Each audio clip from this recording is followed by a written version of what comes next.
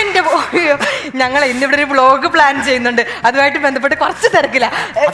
എന്നെ നേരത്തെ വിടണം. എന്തിനാ നേരത്തെ വിടുന്നത്? ഒരു ശവം പൊങ്ങിട്ടുണ്ട്, അതിന്റെ ഫോട്ടോ എടുക്കണം എനിക്ക്. അതിന്റെ ഫോട്ടോ ഒക്കെ പിന്നെ എടുക്കാം. ഞാൻ പറഞ്ഞല്ലേ കറക്റ്റ് 9 മണിക്ക് ഇവിടെ എത്തണം. ഇവിടെ പോയി കിടക്കുവായിരുന്നു. ആക്ഷൻ പറ, ക്യാമറ ഓൺ ചെയ്. ഓക്കെ. ഹായ് ഗായ്സ്, എല്ലാവർക്കും ബീനാസ് വ്ളോഗിലേക്ക് സ്വാഗതം. ഇന്ന് ഞാൻ വളരെ സ്പെഷ്യൽ ആയിട്ടുള്ളൊരു വ്ളോഗാണ് പ്ലാൻ ചെയ്യാൻ പോകുന്നത്. എല്ലാവരും എപ്പോഴും എന്നോട് ചോദിക്കും, വ്ളോഗ് ഇടുമ്പോൾ എപ്പോഴും എന്നോട് ചോദിക്കും, ഷൂട്ട് ചെയ്യുന്ന കണ്ടില്ലേ? അതാണ് പറയേണ്ടത്. അത് പറഞ്ഞോളാം.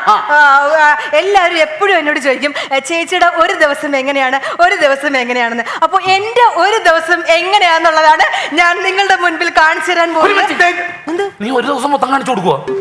അങ്ങനെയല്ല, നമ്മുടെ ജീവിതം എങ്ങനെയാന്നുള്ളത് കാണിച്ചു കൊടുക്കുക. എന്താ പറയണ? എന്താണ്? എന്തെങ്കിലും പറ. ഡേ ഇൻ മൈ ലൈഫാണ് ഞാനിപ്പോ.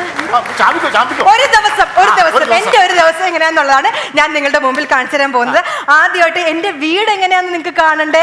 ദേ നോക്കൂ, സൈഡ് മാത്രം കാണിച്ചാൽ മതി. സൈഡ് മാത്രം മതി. വീട് 2500 സ്ക്വയർ ഫീറ്റിലുള്ള ഒരു ചെറിയൊരു വീടാണ്. ഈ വീടിന്റെ പ്രത്യേകത എന്ന് വെച്ചാൽ നല്ലൊരു കിച്ചൺ ഉണ്ട്, വർക്ക് ഏരിയ ഉണ്ട്. അത് പിന്നെ കാണിക്കാം. വർക്ക് ഏരിയ ഉണ്ട്, പിന്നെ 4 ബെഡ്റൂം ഉണ്ട്. 4 ബെഡ്റൂം മാത്രമാണ് ഈ വീടിനുള്ളത്. പഞ്ചായത്തിൽ നിന്ന് കിട്ടിയ 4 ലക്ഷം കൊണ്ട് വെച്ച വീടാണ് 4 ബെഡ്റൂം. ഈ പൊട്ടം വീടാ. കട്ട് ചെയ്ത് ഞാൻ എന്തെങ്കിലും ഒക്കെ പറയും, മിണ്ടാതെ ഇവിടെ ഒരു മൂലക്ക് നിന്നാ മതി. കമന്റ് ബോക്സിൽ മൊത്തം എന്റെ നമ്പർ വിളിക്കുന്ന ആൾക്കാർ.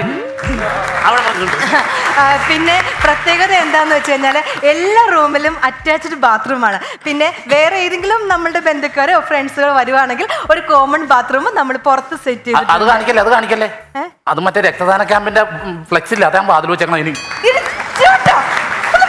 ണ്ടോ.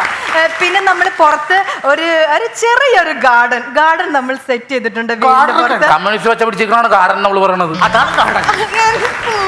അപ്പുറത്തെ വീട്ടിലെ ഗാർഡൻ ഇല്ലേ? എന്നെ തമ്പക്ക് വിളിക്കുന്നു. ഗാർഡൻ ഉണ്ട്. പിന്നെ ഒരു ചെറിയൊരു സ്വിമ്മിംഗ് പൂൾ നമ്മൾ പുറകു വശത്ത് പ്ലാൻ ചെയ്തിട്ടുണ്ട്. ഒരു ചെറിയ പ്ലാനിങ് പൂൾ ഉണ്ട്. പിന്നെ നമ്മൾ പെറ്റ്സിനൊക്കെ വളർത്തുന്നുണ്ട് ഇവിടെ. കല്യാണം കഴിഞ്ഞിട്ട് ഇത്ര വർഷമായിട്ട് അവള് പറ്റിട്ടില്ല. എന്താണ് അവള് പെറ്റ്സിന് നമ്മൾ വളർത്തുന്നുണ്ടല്ലോ അകത്ത്.